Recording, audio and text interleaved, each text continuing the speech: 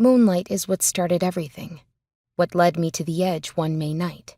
Yes, I know I sound like a lunatic, but it's fitting since Luna is my last name. Clara Luna. Clara Lunatic is what some boys at school call me.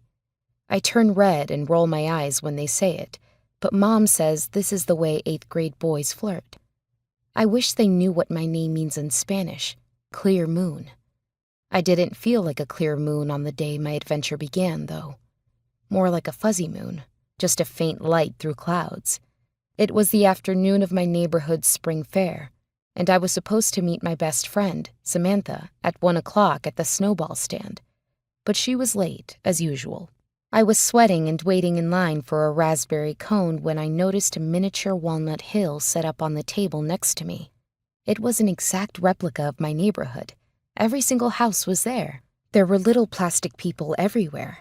Smiling kids with helmets riding bikes on my street, women gardening, couples jogging, a teenager mowing the lawn, people barbecuing on their decks.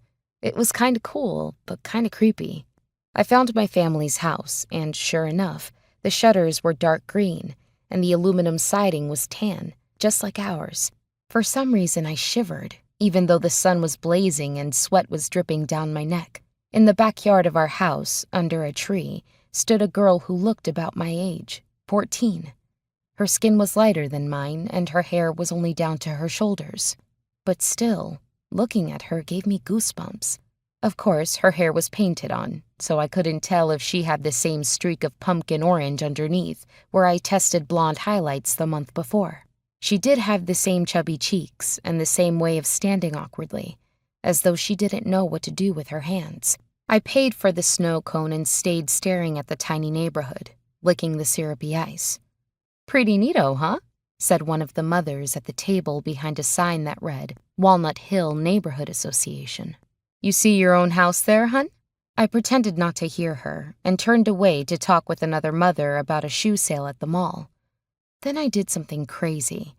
I don't know why, but I reached over and tried to pick up the plastic girl. She was glued down and didn't budge. I reached my other hand over and held down the turf grass as I yanked her up. She came up, but only after half my snow cone had fallen into my miniature yard. The mother glanced back at me as slush dripped off the tree, making a red puddle where the girl used to be.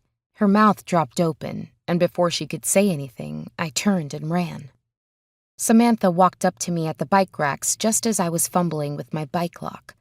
I could tell she'd spent hours in the bathroom perfecting her makeup, which was probably what made her so late. She begged me to stay and hang out with her for a while. I did, but I made sure we stayed far away from the miniature neighborhood. The rest of the afternoon, I didn't talk much. I felt like a hazy moon, all fogged up with questions that Samantha wouldn't understand. I'm more than just a plastic doll, aren't I?